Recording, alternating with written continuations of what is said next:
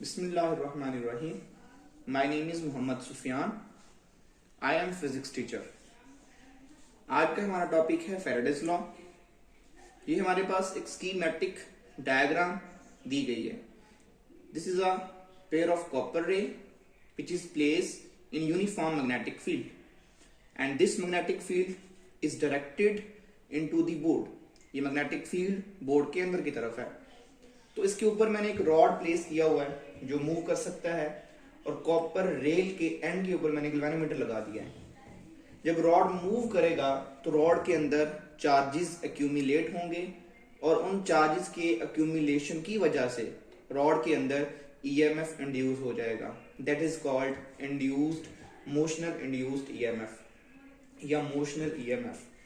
Motional EMF का expression last topic में derive किया था, that is minus v B L sine of theta. तो हम यहाँ पर थीटा 90 ले रहे हैं. अगर वेलोसिटी रॉड लेफ्ट से राइट की तरफ मूव कर रहा है, उसकी वेलोसिटी लेफ्ट से राइट की तरफ होगी, लेकिन मैग्नेटिक फील्ड बोर्ड के अंदर की तरफ है. सो वेलोसिटी और बी के अंदर, वेलोसिटी और मैग्नेटिक फील्ड के अंदर एंगल कितना है? 90 डिग्री. साइन 91 होता है. तो induced EMF is equal to minus v B L from geometry. इसे मैंने इक्वेशन नंबर 1 का नाम दे दिया है. ज्योमेट्री 1 में देखें, रॉड पहले पोजीशन 1 पे था, मूव करके कहां पर चला गया? पोजीशन 2 पे. पोजीशन 1 का डिस्टेंस एक रेफरेंस लाइन से कितना है? x1. और पोजीशन 2 का डिस्टेंस रेफरेंस लाइन से कितना है? x2. तो इनमें कितना गैप है? मतलब कि रॉड ने पोजीशन 1 से पोजीशन 2 तक कितना डिस्टेंस या कितनी डिस्प्लेसमेंट कवर की? That is delta x which is obtained by x2 minus x1. अब अगर उस डिस्टेंस को जो पोजीशन 1 से पोजीशन 2 तक उसने ट्रैवल किया है, उसके टाइम से डिवाइड कर दिया जाए. अगर रॉड यहां से लेकर यहां तक डेल्टा x ट्रैवल कर रहा है, और यहां से यहां तक जो टाइम हो मीन डेल्टा t, अगर उनको डिवाइड कर दिया जाए तो हमारे पास वेलोसिटी निकल आती है. तो v is equal to delta x over delta t. अभी हमारे पास use it in equation number 1. v is equal to delta x over delta t. इसे इक्वेशन नंबर 1 में यूज करेंगे तो ये बन जाएगा.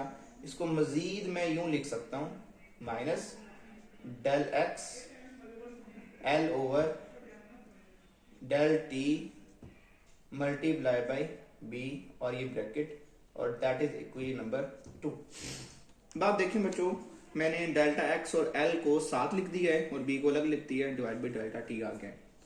अगर मैं इस रॉड की लेंथ को इस x डेल्टा x से मल्टीप्लाई कर दूं तो ये वाला एरिया निकल आएगा जो एरिया रॉड ने स्पैन किया है, which is delta a is equal to delta x multiply l. तो डेल्टा x l की जगह पे डेल्टा a पुट कर देंगे तो इंड्यूस्ड ईएमएफ हमारे पास निकल आएगा minus delta a b delta t. तो मैग्नेटिक फ्लक्स की डेफिनेशन थी B A cos of theta. ठीक है. अब थीटा हमारे पास क्या है? 0 है. लेकिन देखा जाए पीछे हमने थीटा ज्यूम किया था 90. अभी हमने यहाँ पर थीटा क्या ज्यूम किया था? 90. लेकिन वहां पर थीटा क्या ले रहे हैं? 0. ये एंगल था वेलोसिटी और मैग्नेटिक फील्ड के दरमियान. वो एंगल है वेक्टर एरिया और फील्ड के दरमियान. आप इसको यूं समझ सकते हैं कि ये हमारे पास एक बेसिकली वो एक एरिया स्पैन किया है. रॉड यहां से मूव करके यहां तक चला गया था, ये एक एरिया स्पैन कर लिया था. इस एरिया का जो वेक्टर एरिया होगा वो इनटू दी बोर्ड होगा. मैग्नेटिक फील्ड भी इनटू दी बोर्ड है, तो हमारे पास एंगल दोनों में क्या होगा? 0 होगा. तो वहां पर थीटा की जगह 0 पुट करेंगे, विच इज cos 0. cos 0 1 होता है, तो flux is equal to B A.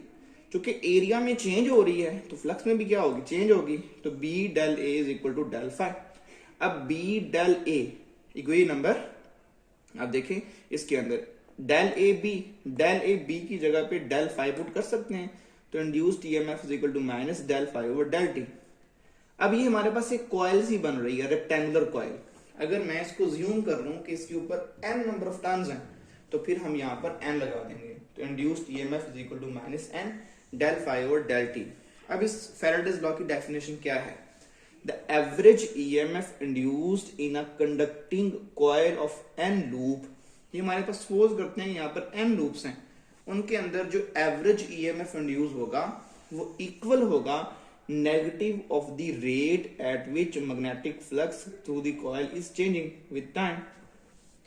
Flux का टाइम के साथ चेंज होना किसी भी कॉइल के अंदर इंड्यूस्ड ईएमएफ के इक्वल होता है। ये किसने बताया था? फेराडेज लॉ ने। ये उसकी स्टेटमेंट है।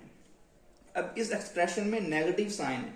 इस नेगेटिव साइन को उसने कहा कि negative sign indicate the direction of induced EMF is such that it opposes the change in flux.